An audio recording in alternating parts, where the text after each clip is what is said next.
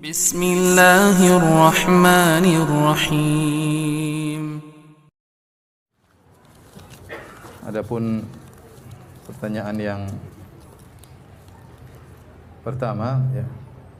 Assalamualaikum warahmatullahi wabarakatuh. Ustaz, apa benar kondisi pemerintah Arab Saudi saat ini sedang menuju ke zaman jahiliyah dengan dibuatnya peraturan baru, dilegalkan dan diberi kebebasan untuk akhwat menggunakan hijab, tidak lagi berwarna hitam, akhwat bisa menonton bioskop dan pertandingan sepak bola dan sebagainya.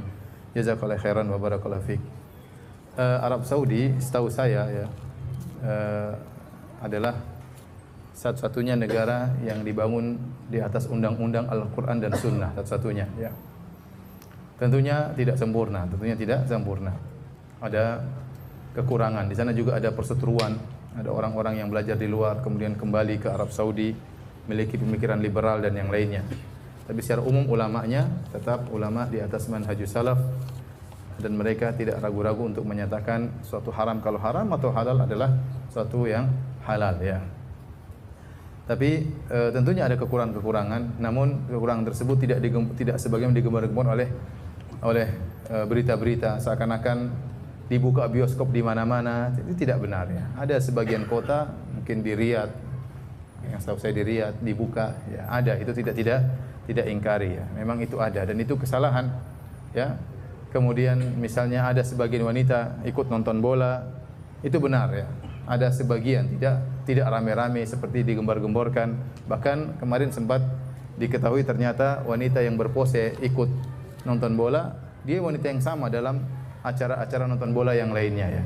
Mereka itu saja orang-orangnya, sehingga mereka ingin menjadikan suatu hal yang seakan-akan sudah tersebar di Arab Saudi. Sampai sekarang contohnya Arab Saudi membolehkan wanita untuk menyetir mobil dan itu memang secara syariat tidak ada larangan. Tetapi toh di Madinah pun tidak ada wanita nyetir mobil. Artinya secara aturan boleh tapi mereka tidak mengerjakan. Intinya secara umum tidak ada namanya tempat perzinahan, tidak ada tempat minum khamar. Masih menurut saya adalah masih negara yang terbaik karena satu-satunya negara yang dibangun di atas undang-undang Al-Quran dan Sunnah ya. Oleh karenanya para qadhinya, para hakimnya adalah ahli dalam syariah. Kalau saya pergi ke kantor pengadilan, di situ letakkan buku-buku para ulama karena mereka mengambil hukum dari buku-buku para ulama. Adapun kekurangan yang ada itu tidak kita ingkari ya.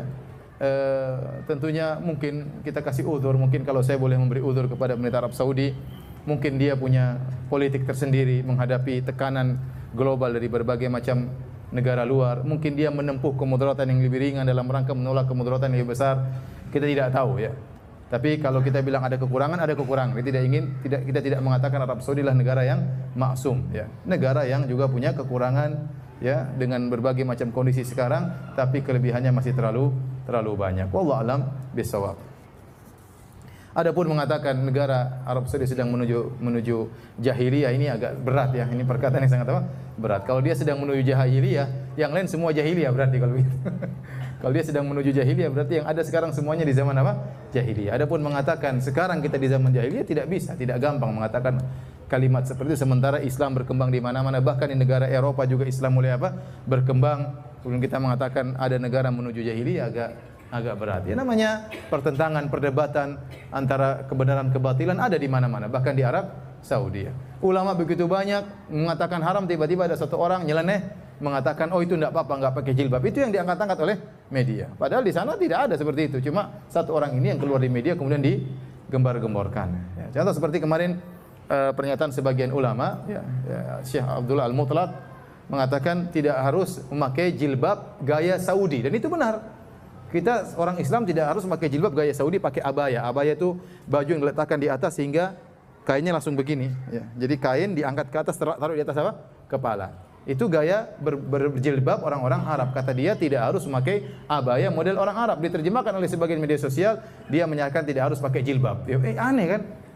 Padahal tidak harus berjilbab dengan model gaya orang Arab Saudi. Dan tidak ada ulama yang mengatakan harus berjilbab dengan model Arab Saudi. Ya, yang penting menutup aurat, yang penting syaratnya dipenuhi, kemudian menutup aurat, tidak membentuk tubuh, anggota tubuh, tidak tembus pandang, maka sudah sah jilbab tersebut. Tidak memakai pakaian yang sangat menarik perhatian, maka sudah sah jilbab tersebut, sudah syar'i. Tidak harus berwarna hitam, tidak harus memakai model seperti modelnya orang Arab. Tapi diterjemahkan di sebagian media pangeran atau ulama mengatakan tidak mengapa tidak pakai jilbab. Ini tentunya jauh dari apa yang kita kenal dari kerajaan Arab Saudi. Saya ingatkan kembali, jadi Arab Saudi mereka juga berhak untuk berpolitik dan mereka juga punya kekurangan, tidak sempurna, ya, tetapi kebaikan mereka masih jauh lebih banyak.